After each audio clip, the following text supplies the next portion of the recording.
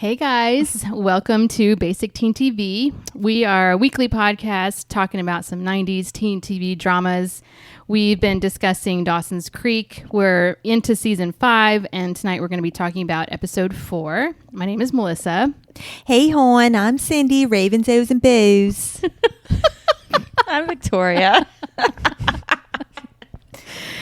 Busting out the Baltimore accent. I feel confident about that Mid-Atlantic. Yeah, there you go. Way to represent. All right. So this episode is called The Long Goodbye. And Mitch is dead, y'all. This one's a bummer. This is a bummer episode. It's a saddie. It really brought me down. Yeah. It made me sad. Yeah, so Mitch is dead. And Death by ice cream. This death. Yes, that's true. Yeah, in the last episode, Mitch was like driving home from getting a gallon of milk at the local corner store, and he drops his he's got a 2-scooper cone in the car. Who does Bring that? me the beat, boys, and free my soul. I wanna get lost in your rock and roll and drift away. And then right off the road and into a tree, and now you're dead. And that was his. That was his send off. Yeah. It's a sad way to die. It's a lame way to die. He literally tried to pick up ice cream off the ground and Off the floor of his car. right. Well, what was he going to do with it after that? Lick it off his hand? I was waiting for you to say that. Just chuck it out the window and then have ice cream hands. Anyways, Well, eat it. It was off the floor mats of his car. gross. Yeah, yuck. No way. I can think of a lot of worse places, but that's high on the list Yeah. of things that you shouldn't eat off of. Anyways, doesn't matter. Mitch He's is dead. dead. Mitch is dead. Yeah. Yeah. did. Really, really sad way to set up his death. Really hilarious. I mean, way. sad. Yeah, sad and kind of funny. Unfortunately. Why they do him like that? So this whole episode is really just about. I mean, the scene is the funeral, preparing for his funeral. At the funeral, at the wake following the funeral, and each character goes through like a little daydream vignette, and well, not all of them, but kind of each of the main characters. So Dawson obviously has one. I think Joey's is the next one that happens in the episode, Pacey, and then finally Gail. Dawson's daydream was from his 12th birthday. I thought it was really funny that they had the 20-plus-year-old actor play a 12-year-old. Like he changed his voice a little bit, and he just sounded more like a little kid. It was just funny to me because it was Dawson as a teenager. Yeah, like the rest of them were of the same age as their sort of flashback memory. Right. Like you didn't see Joey get into like a little girl kind of posture, and you didn't see Pacey because Pacey's daydream, Mitch was teaching him how to drive, so he would have been an older teenager anyways. Yeah. But I just found it a little funny because I was like, this is awkward and weird to watch this 20-plus-year-old actor like while still being himself. Oh, thanks, Dad. Yeah, play a 12. How much did this cost, Dad? Play a 12-year-old. Yeah. And then Joey's daydream was the day that Mitch installed the ladder. Oh, yeah. That was kind of an important flashback because the ladder has never been explained, right? So now he's like, I don't want you climbing up the trellis anymore to get in. Like it's a liability. Yeah, he's like, your parents are going to sue me. Dawson would kill me if anything happened to you. So here's a ladder for you to climb into my son's window with. Or also, we have a front door. Yeah, you could always ring the doorbell and just come in and say hello like a polite young lady and then go upstairs. But here's a ladder. If you want to bypass that awkwardness, fine. And then quickly moving on, Pacey's daydream was Mitch teaching him how to drive and the importance of fatherhood. Because I guess Pacey's dad never would have taught him how to drive. Or if he did, he would have just ridiculed him the whole time. But Pacey's dad's license has probably been revoked because he has a DUI or something. His dad is the chief of police. No, remember his dad was a abusive prick. Oh, right. So- Not an alcohol. Well, he was an alcoholic too. He's probably an alcoholic a little bit, but he's the chief of police, so we're pretty sure he has his He license. still has his license. Okay. Yeah, I think the excuse given outwardly in the show was like, oh, your dad's busy, so Mitch then stepped up to help Pacey learn to drive. But the subtext was that like Pacey's dad was an abusive piece of shit, and that Pacey looked to Mitch as more of a father figure than his own father. That was the significance, and that was the tearjerker moment. I liked Pacey's daydream scene out of anybody's. It just felt more sincere. I don't know if it was because Pacey didn't have to, pretend to be a 12-year-old, and he just kind of had to be himself. And then Gail's daydream was a pretty recent daydream, I guess, because they're setting up the baby's room and he's putting in the new mattress in the crib. And I liked hers the most actually because he or she calls him like a major pain in the ass, or he calls her that or something. no, he's the pain in the ass. He's the pain in the ass. And I like that because she was like, of all the daydream sort of flashback moments you could have, she chose like a fun, lighthearted one where, because, any good couple should be ball busting. Right. Yeah. Like, Yeah. oh my God, you're such a pain in my ass.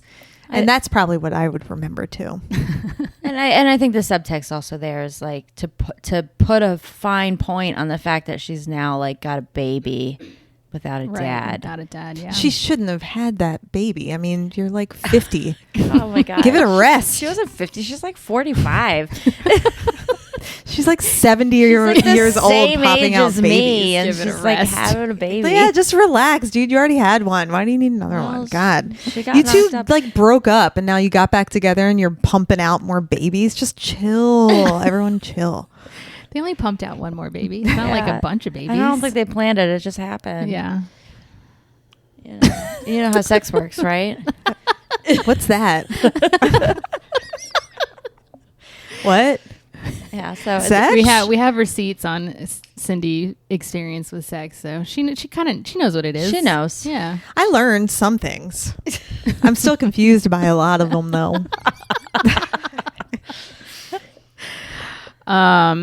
Yeah. So those were kind of the only real daydreams that they had. I guess kind of just the four most connected to Mitch in the show. Cyndi, you wanted to talk about the answering machine meltdown scene. Yeah. So there's a scene. It's been hinted at that Dawson isn't really dealing with his grief Right. at all. Right. And everyone is at the house, the family house, for the Wake. what is I it? guess so it's not the wake, but the reception after the Yeah, funeral. after the funeral. Yeah. And everyone's hanging out, and the phone rings, or someone was pestering Dawson, I think, about something. Oh no, I know what it was. There was a woman who's an old friend of Gail's who we'd never seen before, and she comes downstairs and she's like, Dawson, tell me, how are you dealing with things? How are you dealing with your grief? Which is just too forward to be approaching someone who just lost a parent Dude. at the reception or whatever after the funeral. Just speaking of giving Horrible it timing. a rest, like relax, Yeah. let people grieve in their own way. So she's doing this. She's bugging the hell out of him. The phone starts ringing. The answering machine picks up, which to all you Gen Zers who are currently listening to this, an answering machine was a thing that we had. It was attached to a landline phone that was which is connected to the wall. And then And you had to put cassette tapes in it. yeah, and you record a message An outgoing on message. an outgoing message on the answering machine, so that when the phone rings and no one picks up, the answering machine does, and it plays your pre-recorded message. And the message was Mitch being like, I can't remember what he said, Yeah, but hey, He said this something is about, well, he Mitch. did say something This about is the Mitch house. the and Mitch house. this is the Mitch house. You've reached Mitch and family. He did say something about being like, it's me, Gail, and their daughter, Lillian, but not our son, Dawson, because he's out in L.A. doing his thing. Or he says something about Dawson being Yeah. being at USC. Yeah. And then Dawson hears it and the whole house gets quiet. Everyone's looking at Dawson because they know he's about to have a meltdown. And he runs over and rips the answering machine out of the wall and starts like banging it. He tries to like stop it first. He's like trying to get it to stop playing and it's like it's not working. And then he just completely loses it and rips it out from the wall. But that scene was actually triggering for me. It was the most emotional scene for me because it was the closest to real life in terms of things that would be overwhelming and emotionally triggering. Because like if someone dies, you don't necessarily get to the answering machine message. Like it's not on your mind to change the message so that you won't be reminded or update your answering machine. It is the last thing on your list. Yeah. Right. Probably. But that actually, it got me. It made me sad. This was the only episode out of all of Dawson's Creek where I actually felt genuine emotion. Yeah, I got a little teared up. I think the part that got me, Grams at some point approached Dawson and was like, "How you doing?" And he's like, "Rotten." And she's like, "Yeah, I understand." And then he was like, "Oh, you're not going to give me some speech about how like God Platitudes. Yeah, like God's will, like everything happens for a reason." And she was like, "You know, God and I are on speaking terms right now." And I was like, "Whoa." I was like, Grams denounced God. Wow. Mm-hmm. I was just like, for the week. Just for a week. Yeah, now. just for that day. Not even a After- fortnight. Yeah. Just 7 days. Fortnite. But I mean, I was somewhat significant for her to be like, you know what, doesn't always make the right decisions, and he didn't do it here because she's, you know, very religious. Anyways, she acknowledged that like, hey, guess what, this sucks, and there's nothing that I can say or do to make that okay. It just sucks. And That was the part that got you in the episode? yeah, I think so, because she was being sincere and she wasn't plying him with platitudes. Basically, Right, yeah, she was that's being true. sincere and honest, and she was like, "Yeah, shit sucks." I feel like they've made Grams more human as the show has gone on. Like before, she was just a righteous religious person, but now they've made her more human, and like that. Even though she is this super religious character, that there are times when she's like, you know what, God, not cool. Yeah, not cool, God. I'm mad at you. I'm shunning you for the week. till tomorrow morning when I do my morning prayers. I'm mad. I'm not talking to you. I think the scene that got me the most was Gail's daydream, actually. Just like, I don't know. Just like, I guess because it involved a baby and like realizing that a baby's going to grow up without a parent really got me. Also, I'm on my period. That'll do it. Yeah.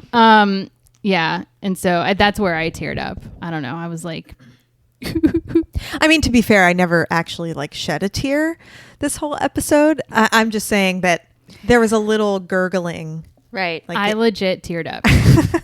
I had tears in my eyes. Well, yeah, you on your period. And you Okay. also having like headaches around your eyeball and stuff. Right. So Yeah.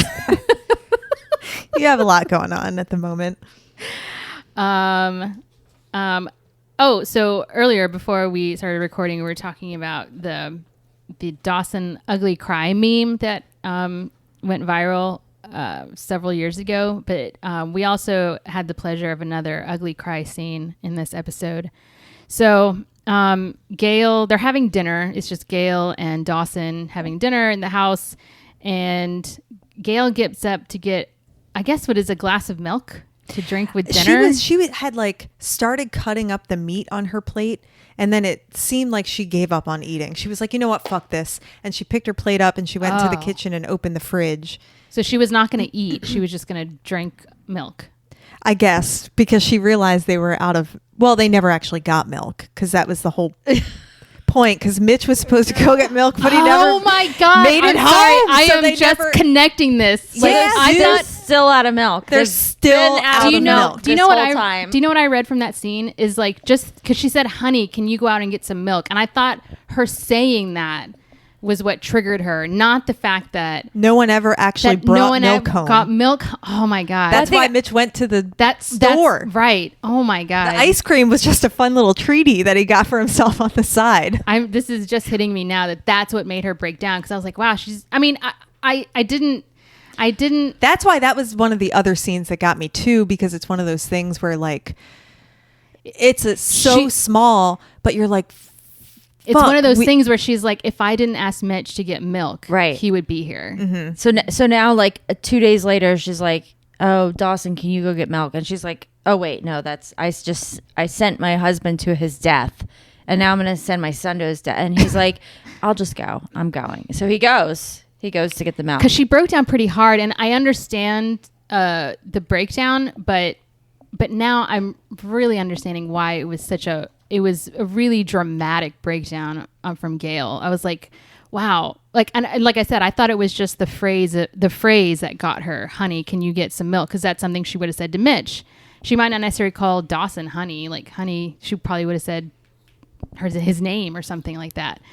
So I thought it was the way that she had asked as if she were talking to Mitch, but it's what you guys said, that that's what Mitch was doing when he died. Yeah, she had asked him to and go no get one milk. Procured the milk from the again. Also, they're still out of milk. She's like, well, it's the thing. It's this along the same lines as the answering machine. It just and that's why it affected me so much. It's such a small thing. Yeah, affected me so deeply. Those two scenes. So Dawson goes to get the milk. He has a moment inside where the cashier guy. Yeah, he's an older guy, and he's like, and he probably owns the shop. And he's like, your dad was just in here. I'm really sorry for your loss. I truly am. And then he's like, you know what your dad said to me the last time he was in here, right before he died?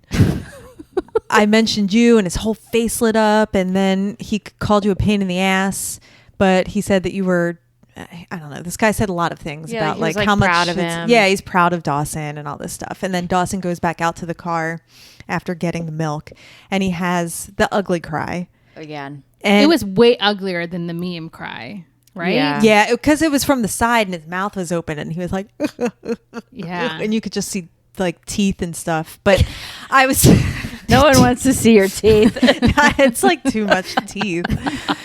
But that scene in the market got me a little choked up, and then I was immediately taken out of my emotional state when Dawson started ugly crying. I was like, oh, and we're back to regularly scheduled programming.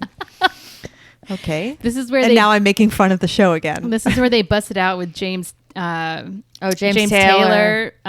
What is it called? Fire and Rain. I love that song. That's a great song. It is a good song. I started singing it when I it did came too. on. I was like, oh man, take me back to 1993. That's when I was into that song. Yeah. I was going to say, I don't think that song came out in 93. No, it came out much earlier than that, but that was a significance for me personally. I don't have a specific moment of that song, but I do enjoy it. And then they kind of went into like a little montage of everybody. And I thought it was funny. There was this one scene where, so everyone goes back, or everyone who's in Boston goes back to Boston. And they all go to dinner. So it's Joey, Audrey, Jen, Jack, and they all go to Pacey's restaurant to have dinner. And I guess Pacey, even though he's working, like takes a moment to sit down at the table with them. And then Joey, they all kind of do a cheers.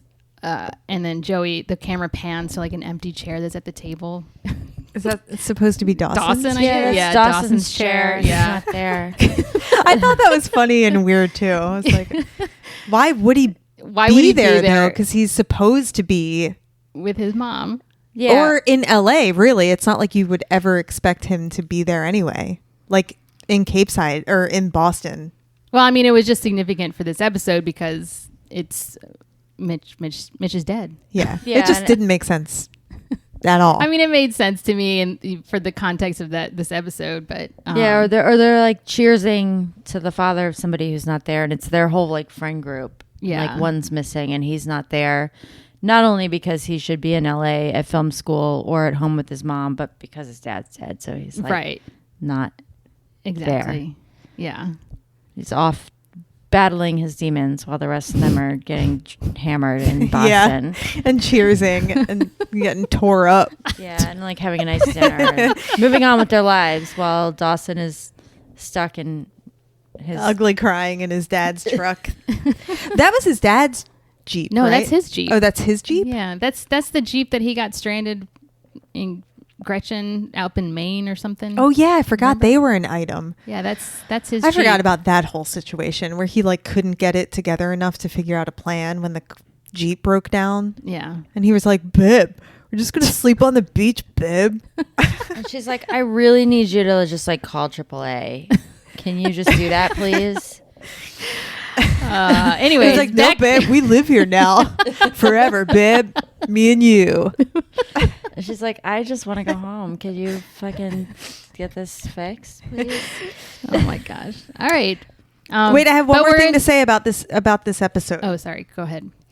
When the episode began, I was wondering, how is Joey going to make this about her? Oh, And I thought, I was like, they're gonna write something in where Joey's gonna have like a meltdown about something related to her, even though she should be concerned about the fact that her friend's dad just died.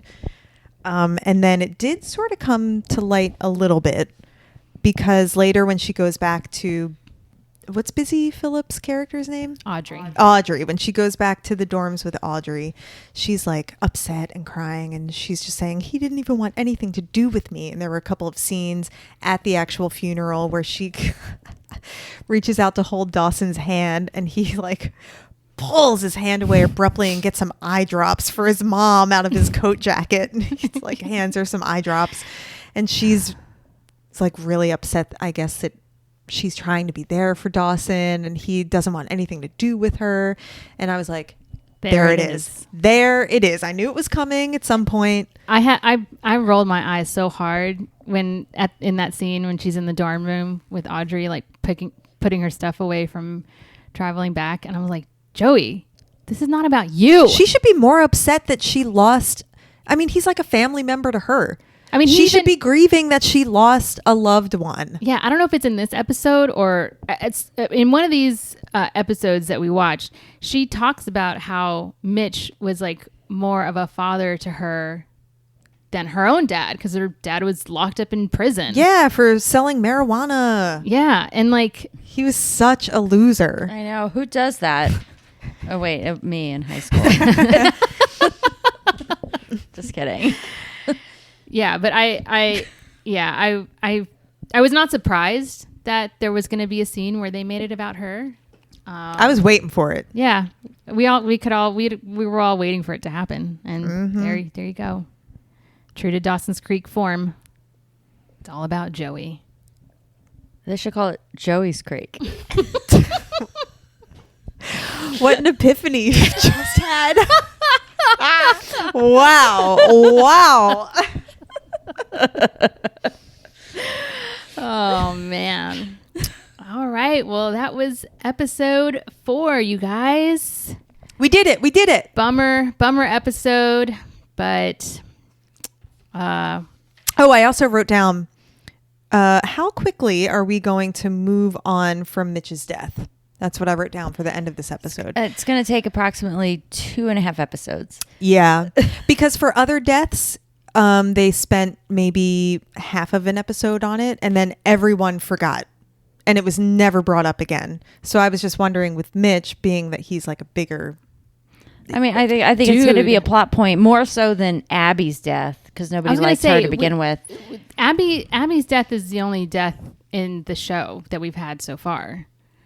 We all there was another one. No, I think you're confusing it a little bit, because we all know that that Jack and Andy's dad died in real life, but he didn't die on the show. Yeah, they just never talked about it. Yeah, they didn't. The disappearance of their father. Yeah, well, both of their parents, because supposedly their mother is still locked up in a bedroom somewhere, going cuckoo bananas, and then we just every single time, because what happened to that poor woman? Somebody help her. What was even going on with her in the first place? She had a breakdown because their older brother died in a car accident. No, her oldest son, Jack's and Andy's brother. Right.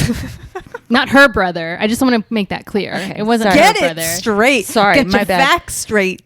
Jack and Andy's older brother died, and their mother had a breakdown and never recovered from the oldest brother, her oldest son's death.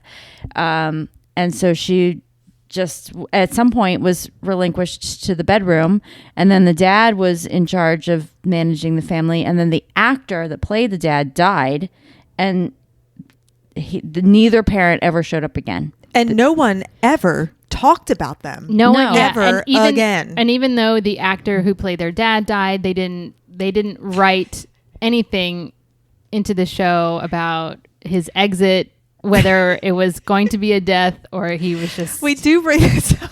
I mean, yes, like we do. time. We bring this up every time. Well, what the fuck, dude? It's like a really weird thing. Well, how come no one else did?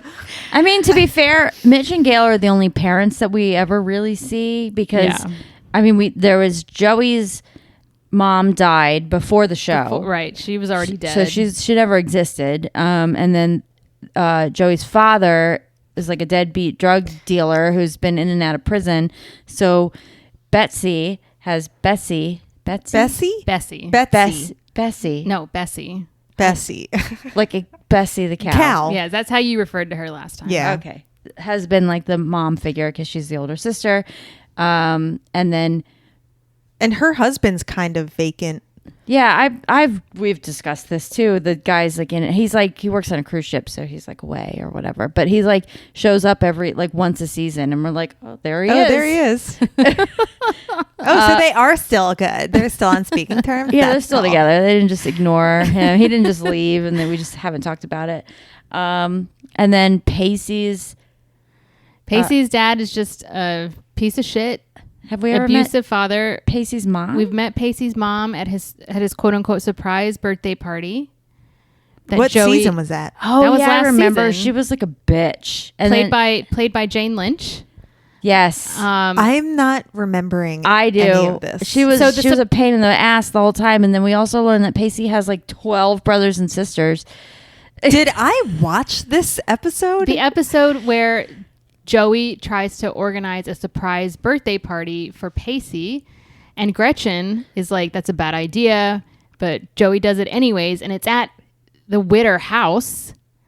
And so Joey and Pacey are, they're off to go to dinner or something, and surprise, surprise, shows up at his own house to his own family, throwing him a surprise party. They made the wrong dinner for him. Oh, yeah, they made like Gretchen's the fave child.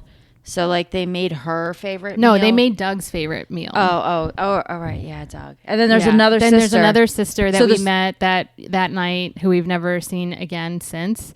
But basically, like, we've only met Pacey's mom once. We've seen Pacey's dad here and there, but he's always been kind of an asshole, slightly abusive, at least verbally abusive father. And so the only like real, and if we want to talk about Jen's parents, like we've only met dad. Like her parents seem to have this like, we're still married, but we live separate lives situation. No, her mom came into town for one Thanksgiving. Oh, she was right. wearing like a power suit. Yeah. And then this also occurred to me in this last episode, or one of the episodes, that chick that crashed the boat, the chick that was giving Dawson a BJ on a boat and he crashed it into the dock. That's supposed to be Jen's half-sister. Oh, right. And then we never heard of her ever again. That story arc has never been talked about again either. What was the point of that? I know. If we're not going to come back to things, then what's the point in even bringing it up in the first place? It's like they thought they were going to do a thing and then they just didn't do it. They're like, NM. Yeah, they're like, never mind. We wrote that out. It wasn't good. We're just not going to do it. We're going to hope that nobody remembers. The other thing that we cut to how many years has it been? It's been like 23 years. 23 years later, a couple of bitches sitting around being like, "What happened?" Analyzing that stripper that gave Dawson a blowjob on the boat. I was gonna say, like, we are over analyzing this episode for the purposes of this podcast, but this is another thing we always mention. Like, we always have to bring ourselves back to the fact that this show is written for like teenagers who have the attention span of an ant. So it's like, although I feel like teenagers in 2000 had better attention spans than teenagers today. There was no social media. Well, yeah, but I'm just saying, like, teenagers, no matter what the decade, no matter what the year, are not going to connect the dots that that Eve, the stripper half sister, Well, never they're more came back. interested in, They're more interested in Joey these, and Dawson in these and- 5 main characters, and even the two, Joey and Dawson. Like that's the arc for them. They're also back when this originally aired. They were watching it over the course of the actual 5 years versus us who've been cramming it in. Right. Yeah, Yes. honestly, if I watched one episode of a show on a Monday of this week and then couldn't watch another episode until the following Monday, I will have completely forgotten what happened. Like, how did we do that? How did we watch shows once a week and remember what took place last week? I mean, I did that with Lost. Well, because you're like invested. I've been doing that with The Last of Us, and it's actually really upsetting me that they don't just release everything at once for me to binge it. Just let me do this. Let me live my life. They have to put a recap in the beginning of each episode because they know no one can fucking remember. I want to get lost in the show. I know. I'd be interested to know when TV shows started doing recaps because that's a fairly recent thing. I mean, it's been a while now. You don't think they did that back in the day? Just like a quick little recap? See, that's a good question. Like, I feel like I don't remember seeing recaps like when Dawson's Creek was on or when Buffy was, when I was watching these shows as a kid.